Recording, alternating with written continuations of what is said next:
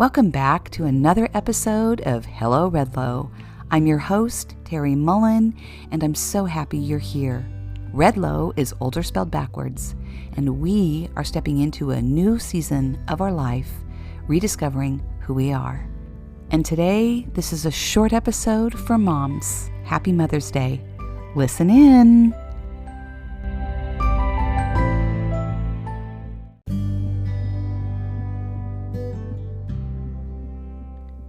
Happy Mother's Day, everyone.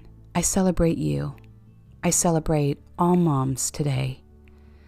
I've been thinking about this episode for a long time, honestly, and wondering what I wanted to say to you, because I have so much to say about this topic of motherhood. And I always get a little bit emotional and sentimental on Mother's Day, probably like all of you, for so many reasons.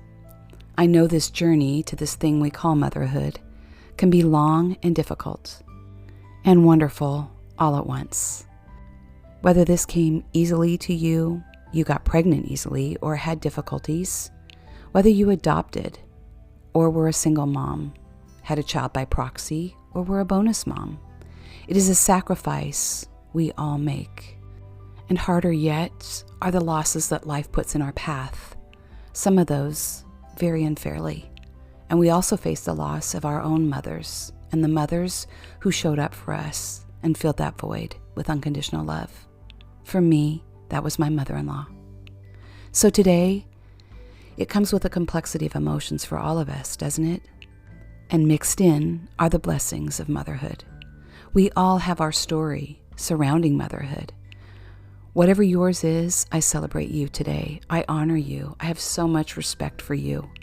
And maybe you grew up in a stable home and had a wonderful childhood of your own and a wonderful relationship with your mom or grandmother.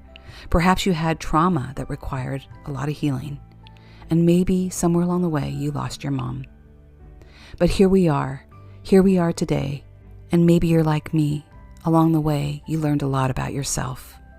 Because our kids teach us a lot if we pay attention. Being a mom was the best thing I ever did. It was the best job I ever had. My 4 kids are the greatest gift I have been given. And now, as an empty nester, honestly, it was an adjustment for me. No one really talks about that. We talk about preparing for motherhood, all those books about what to expect when you're expecting, the toddler years, the tween and teen years. But not much is said or talked about when they leave and facing who you are now. This is why I started Hello Redlo. I want to provide a community for women, particularly midlife women, who are stepping into this next season of life, however you got here. And we all ask ourselves, okay, what's next? What's next for me? My 4 adult children are now living their life. I have 2 that are getting married, and my youngest is a senior in college. Hard to believe, all of it. I miss those years when the house was busy and the schedule was full, very full, and the friends were constantly hanging out. We essentially had a revolving door. Everyone was always coming and going, and I miss it all. I remember a time when I dropped my oldest off at college. It was something we always did. And I said goodbye and walked back to my hotel room. I must have been whimpering or wiping tears from my eyes as I was strolling along. And at the stoplight, a woman said to me, "Oh, first time?" It caught me off guard because I was lost in my own thought. And with such a heartfelt response, I said, "Oh no, senior actually." She quickly replied, "Really? And you are sad?" I replied, "Oh yes. How about you?" She responded, "Freshman, and it's good riddance for me." I was so caught off guard that I just said, "Oh, I'm sorry about that, ma'am. Have a wonderful day." And I slowly wandered back to my room. And those words have never departed my mind because it told me so much. I never wanted to be that mom that said good riddance to my child. Now, I was never one of those girls who dreamt about getting married. In fact, I wasn't sure I ever wanted to get married at all. As I've shared, My parents had a very bitter divorce, and it was definitely a very traumatic time in my life, and I had a whole lot of healing to do.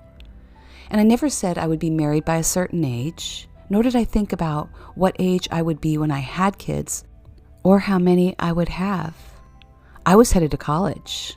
I was taking a different path, and I had my whole life figured out.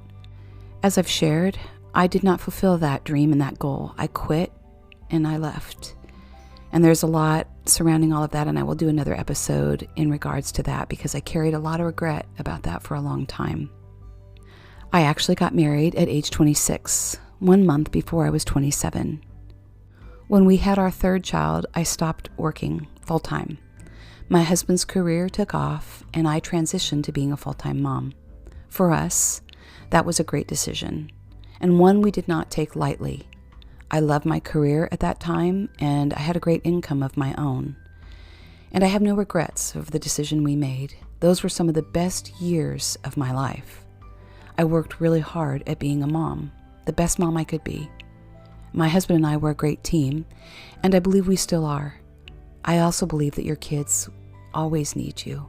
It's just different in different seasons of your life. And however you have arrived at this thing we call motherhood, I know the sacrifice you make and have made. You have or had many sleepless nights. You wondered if they would ever sleep through the night, or if they would make it home safely while you waited up for them for their curfew. You couldn't sleep when they were traveling or flying late into the night.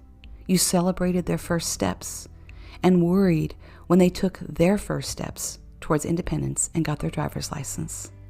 You worried if they would pass that test, get on that team, or in that college, or get that job. You worried when they got sick. You questioned and wondered if you taught them all that they needed to know before they went to college or lived on their own. You comforted them when friendships and breakups went wrong. You stayed up late making food when their friends spent the night, and you gathered in the kitchen listening to their stories. You made holidays special, and you probably still do. You laughed with them, cried with them, got really mad at them, and all the while loved them unconditionally. Someone asked me recently, what is the best advice I would give parents today? Well, first of all, I believe in rules, especially when the kids are young.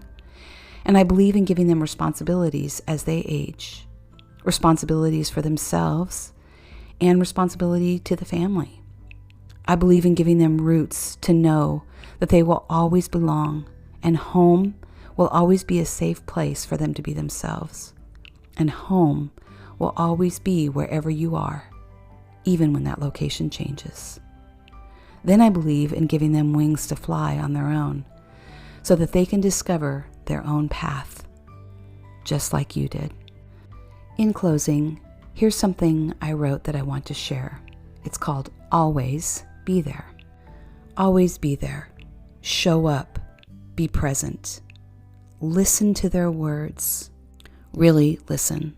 Yes, really listen to their eyes and to their heart. Always be there. Be open. Be available. Talk.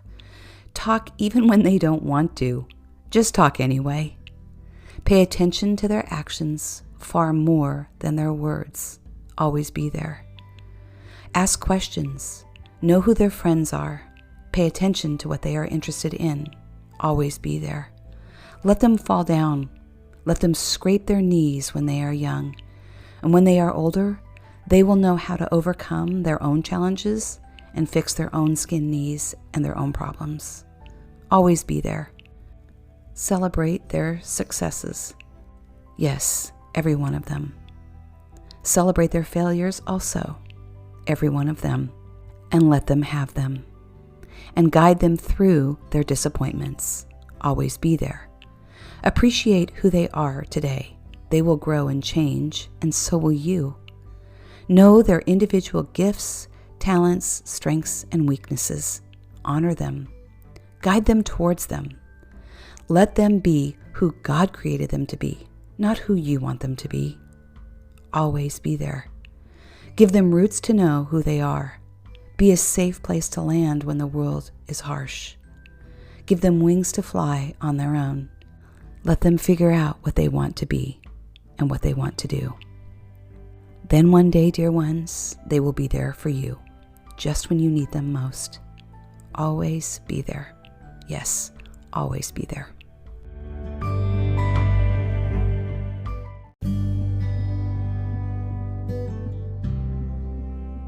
Thank you so much for being here today. I'm so happy you stopped by to listen in. I wish you a wonderful Mother's Day, and I celebrate you. As I've shared, I am an empty nester. That's how I arrived at this platform with Hello Redlo. Redlo is older spelled backwards. And like you, I'm stepping into a new season of life and rediscovering who I am. And I want to bless and share all of that with you and help you step forward with your life. But at my core, I will always be a mom. Best thing I've ever done. And as I step into this new season of my life, being the mom of adults, I'm learning right here with you. No one really talks about this season of being an empty nester, and it's definitely a journey. So I will continue to talk about that. And please make sure you sign up for my new monthly newsletter. It is just a love letter to you, to encourage you and lift you up. I'm really a writer at heart.